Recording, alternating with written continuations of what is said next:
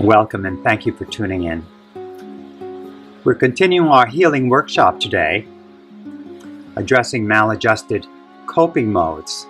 These are defenses that attach to our early maladjusted emotional wounds, our early maladjusted schemas, and they produce a complex. They produce the perpetuation, the fixation, the reoccurrence of this emotional wound that actually externalizes as events.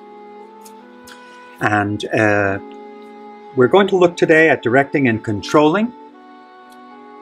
We're going to look at radical independence, and we're also going to look at obsessive compulsion. And we need to move through these somewhat briefly, organizing them in terms of our wisdom-based practice that provides psychological distance and decentering, so we can actually identify this type of activity in our affairs. Let's start right off the bat with directing and controlling. And most of us understand that excessive directing and controlling leaves us when we are subject to it, leaves us very frustrated and sometimes subordinated, subjugated by the person who practices it. We may be the practitioners of directing and controlling and resulting in strains in our relationships. And of course, those strains can occur at the primary relationship level with your family, and also at the secondary relationship with friends and co-workers. The problem about being a person that leans towards directing and controlling is that you may be an administrator.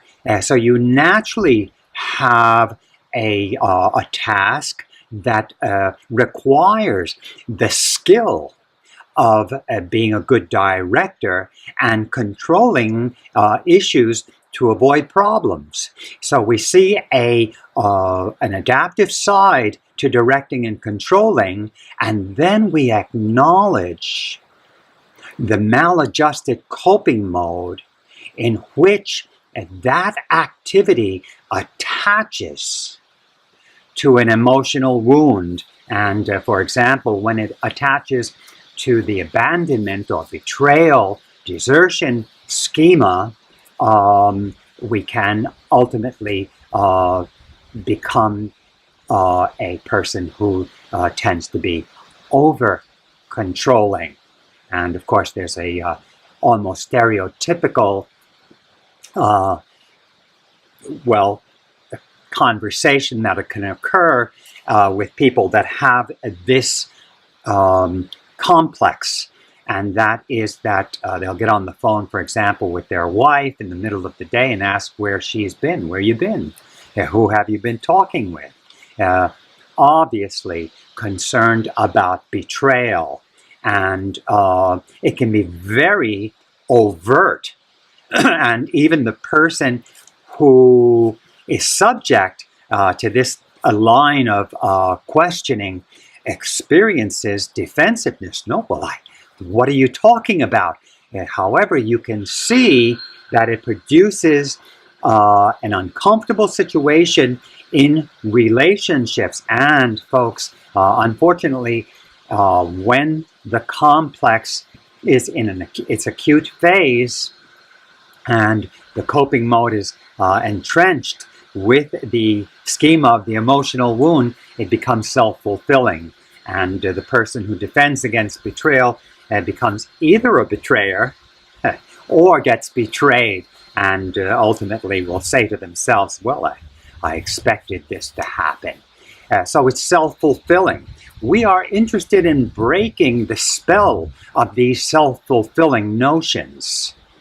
And, mindfulness-based anxiety reduction is equipped to do this because we also take the non-dual perspective. We see the entire world as ourself, and we also, of course, are sane enough to see the entire world as other than ourselves. So we have a dualistic perspective, but we are also informed by a non-dual perspective.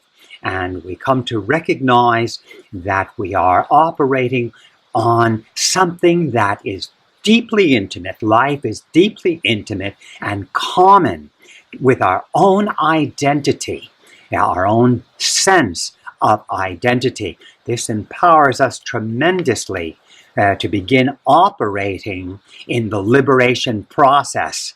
We're not fooled by duality. We're not fooled by circumstance, recognizing that we are not always in a situation as much as we are in an imagining.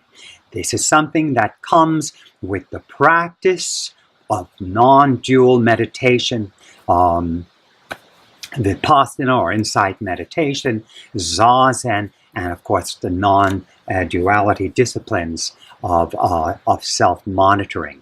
And so that is directing and controlling. And again, it is a card that needs to stay. Even though we may be using directing and controlling in an excessive fashion, we must not get rid of it. So we can't go overboard. And that is the difficult negotiation that is supported by the practice of meditation. Meditation modulates us into it is as it is rather than it is as it should be. This modulation empowers us to heal ourselves and also assist others in the healing process. We are also looking today at radical independence, which is a coping mode that often attaches to abandonment schema also. In this particular complex, the person practicing the maladjusted coping mode continues to resist becoming attached. They resist falling in love. Yes, and it can be very heartbreaking. And sometimes a person that has radical independence will develop a style about them to help others not get overly attached to them because they are essentially aloof and are avoiding the pain that comes with attachment. The pain that comes with attachment. Let's remember that the Buddha organized a treatment for suffering, and that treatment was indeed associated with non-attachment. It was basically letting go, going with the flow. It is as it is, not the pathology of radical independence, but you can see how it's related. So radical independence forms from an adaptive style of coping and is excessive. How do we heal ourselves? We heal ourselves with the aid of exposure therapies, where we expose ourselves to a condition where we are not using radical independence. We let it go for a moment, devaluing it and helping the process of liberation, liberating the emotional wound from this maladjusted coping mode, and so that we can love in a more attached fashion, less anxiety about attachment. Yes, we become attached to living, and we become attached to people, and this can be very threatening for some of us who have had bad experiences with that. We can continue to evolve. Sometimes we need to come into the presence of a healing personality that encourages our ability to take a chance, begin experimenting with attachment and with love, and recognizing that we are not destroyed when we experience disappointment. We are not destroyed. Let's talk now about another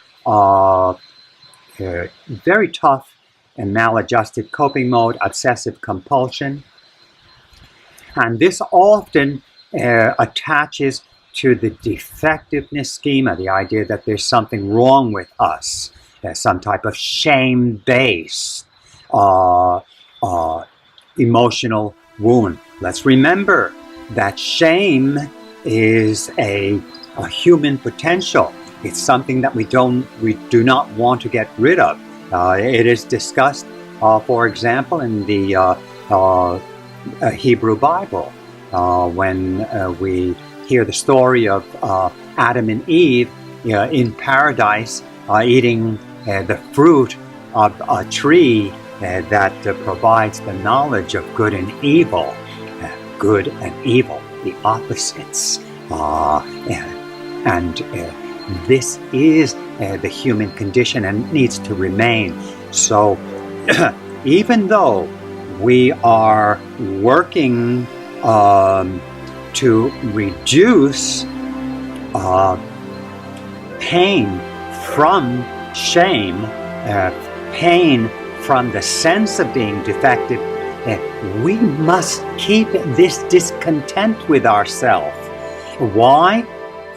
Because it's one of the cards. It is something we need. It produces a tension that leads us in the hero's journey, in a path of growth and development.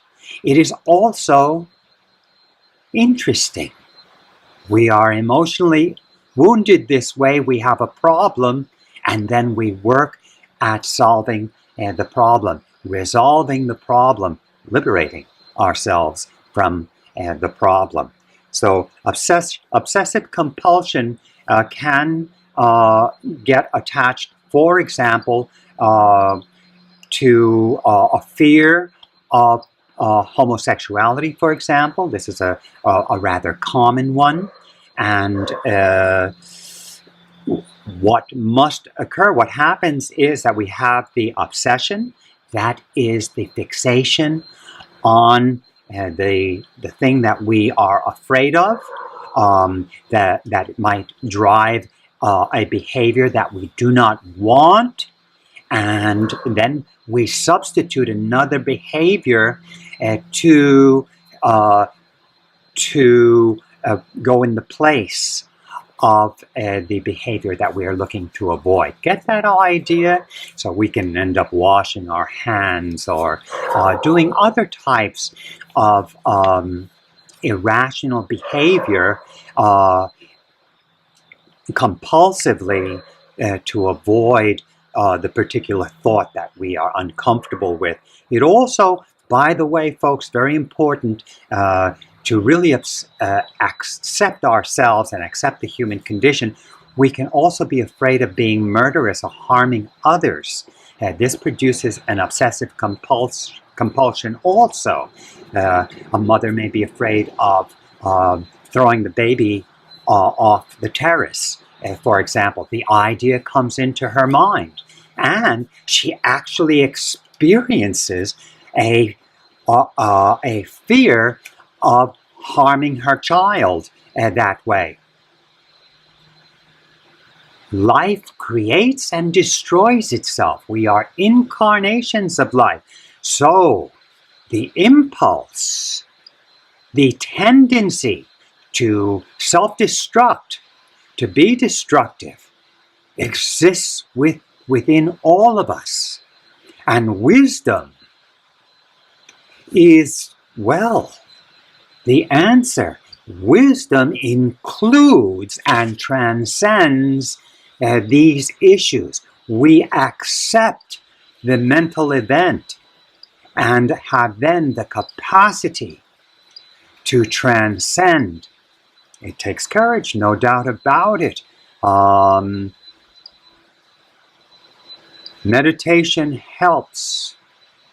Now, you know, in meditation, thoughts come into mind and then we let those thoughts go. That is the initial, the essential practice. We come back to our senses and focus on sensory awareness. We devalue these thoughts that are intruding into our mind, are arising in our mind by our act of dismissing them and coming back to it is as it is, letting go of it is as it should be. Get that idea? So this has been our conversation today about the interruption of maladjusted coping modes that attach to our schemas.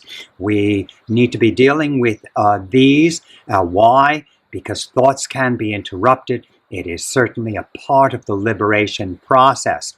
We have a couple more to talk about. These are the avoidant as compared to the compensatory coping modes. The avoidant coping modes are, for example, anesthetizing using chemicals,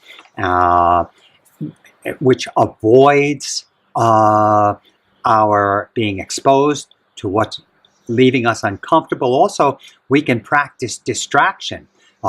You can want to climb Mount Everest when you have a family problem, avoiding that problem that feels overwhelming, and yet going up into the Himalayas. Distraction, very insidious. The other one, of course, is straight evasion.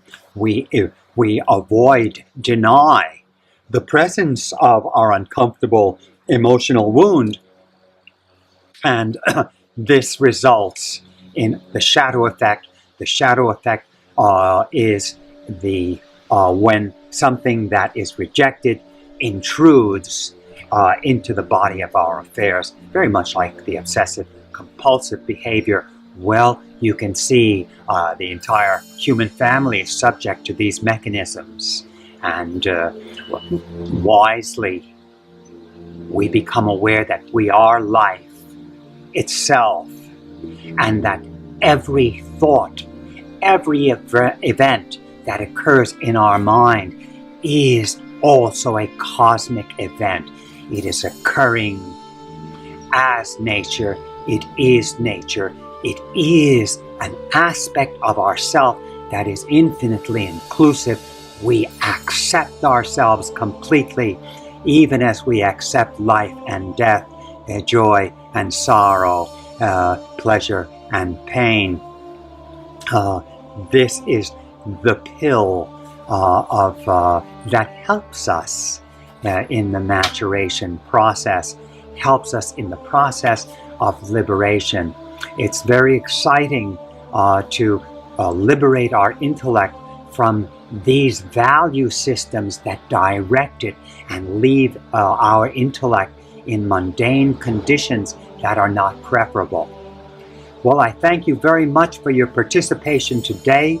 I know many of us are not inclined to be philosophers. However, we must conceptualize the mind to some extent when we are in the process of working on difficult psychological issues.